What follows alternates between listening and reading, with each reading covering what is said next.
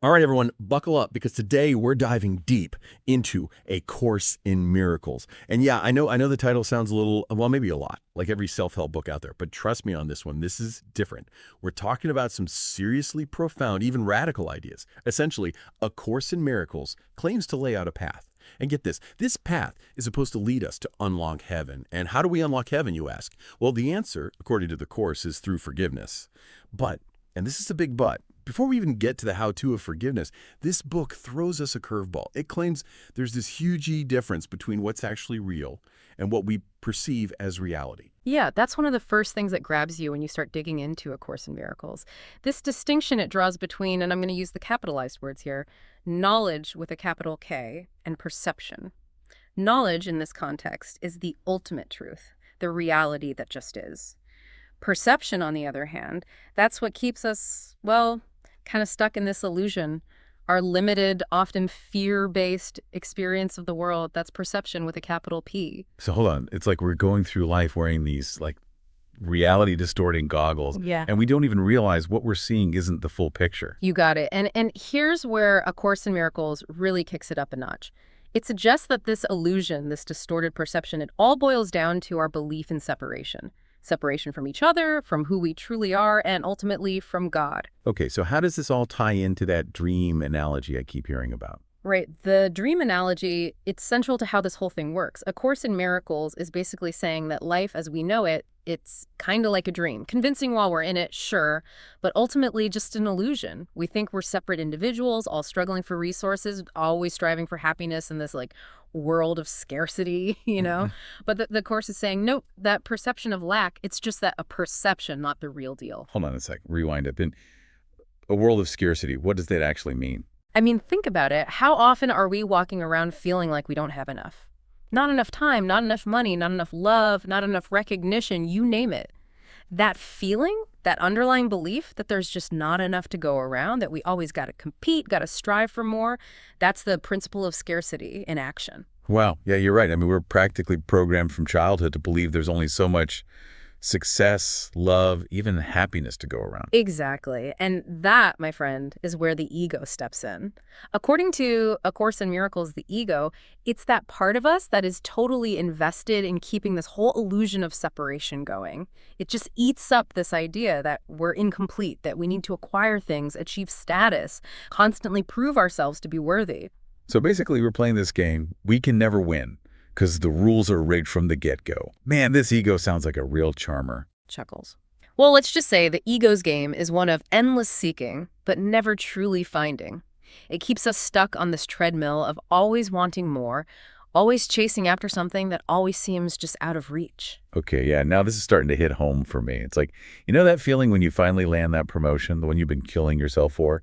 But then, almost immediately, you're already focused on the next goalpost, the next thing you need to achieve. Exactly. We get so caught up in chasing external validation that we totally miss the inherent worth that A Course in Miracles says we already have. Okay, so we're trapped in this dream, bound by the scarcity illusion, at the mercy of our own egos. This is starting to sound a little bleak, don't you think? But I have a feeling this is where forgiveness comes in, right? This whole radical forgiveness thing the Course keeps hinting at. So we're stuck in this ego-driven dream, this scarcity illusion. But how do we even begin to wake up? A Course in Miracles keeps hinting at this radical form of forgiveness, but I don't know, it just feels like there's got to be more to it than just, letting go of past hurts. You're right. It goes way deeper than just condoning bad behavior or pretending that hurtful things never happened. A Course in Miracles takes a much more, radical approach, I guess you could say. It's saying forgiveness is the key to dismantling this whole illusion. Okay, now we're getting somewhere. So how does that actually work? How do we go from holding on to all that anger and resentment to, forgiving the seemingly unforgivable? It starts with understanding what the Course even means by forgiveness. It's not about saying what happened was okay. It's about choosing to see things differently. Instead of seeing the world through the lens of our ego, with all its judgments and grievances and fears, we start to see through the lens of love, Okay, I can kind of see that, but how do we actually put that into practice in our daily lives? Like, what about when someone cuts us off in traffic or betrays our trust or whatever? How do we forgive that? It's about recognizing that beneath all the surface stuff, beneath the layers of hurt and anger. We're all essentially the same. We share that same divine spark, that same inherent worth. When we truly forgive, we're choosing to see past all the ego's projections, past the actions that we perceive as hurtful, and we connect with that shared humanity. It's like choosing to see the person, the soul, beyond the behavior, right? Yeah. Not excusing the action, but recognizing that we're all just on our own journeys, often making mistakes along the way. Exactly. And when we can extend that level of compassion, not just to others, but to ourselves too, that's when things really start to shift. We start to chip away at the ego's hold on us. We create space for genuine healing and a much deeper understanding of how connected we all really are. So it's not about bottling up our feelings or pretending everything's fine. It's about choosing to view those feelings and the people who triggered them through a different lens, a lens of compassion and shared humanity. You got it. And that, according to A Course in Miracles, that's the beginning of true forgiveness, the kind of forgiveness that can actually unravel the ego's grip and dismantle that illusion of separation, the one that keeps us trapped in suffering. Okay, now this is where A Course in Miracles starts to click for me. It's not about letting anyone off the hook. It's about freeing ourselves from the chains of resentment and anger and stepping into this more expansive, more compassionate way of being. And here's the thing. As we practice this radical form of forgiveness, as we dismantle the ego's hold and loosen the grip of this illusion, A Course in Miracles suggests we start to experience something pretty incredible. Glimpses of something it calls heaven. Okay, heaven, now we're talking. We covered a lot of ground here. From the illusion of scarcity to the power of radical forgiveness. I'm ready to dive into this whole heaven concept. Let's do it. Heaven.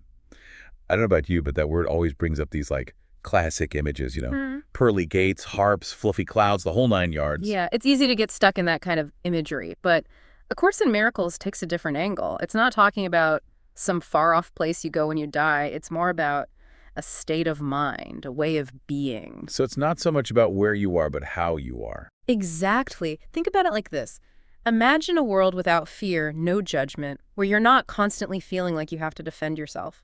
Imagine every interaction, every moment just infused with love, acceptance, and understanding. That, my friend, that's a taste of what A Course in Miracles means by heaven. Wow, that does sound pretty amazing, not gonna lie. It is. It truly is. And the really wild part is that A Course in Miracles says this state of being, it's available to us right here, right now.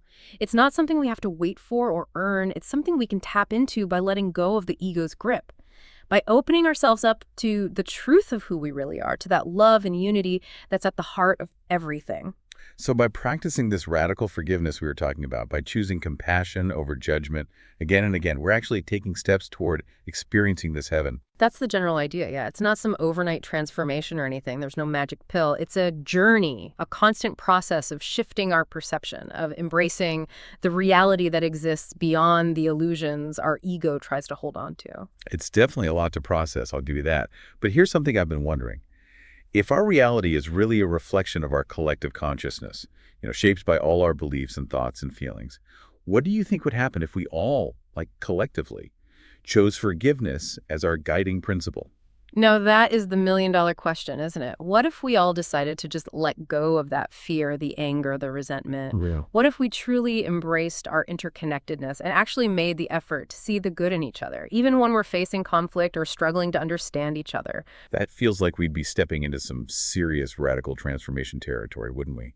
That's what A Course in Miracles is all about, really. It's about pushing past those limitations our ego tries to box us in with, breaking free from that cycle of suffering, and opening ourselves up to a world of peace, love, and unity. Well, folks, there you have it. We've journeyed through the heart of A Course in Miracles, explored this idea of separation as an illusion, the incredible power of forgiveness, and even caught a glimpse of what the Course calls heaven. It's challenging, no doubt, but also incredibly thought-provoking and potentially life-changing. I want to encourage you all to keep exploring these ideas, maybe even pick up a copy of A Course in Miracles yourself and see where it takes you. And, as always, keep questioning, keep exploring, keep learning.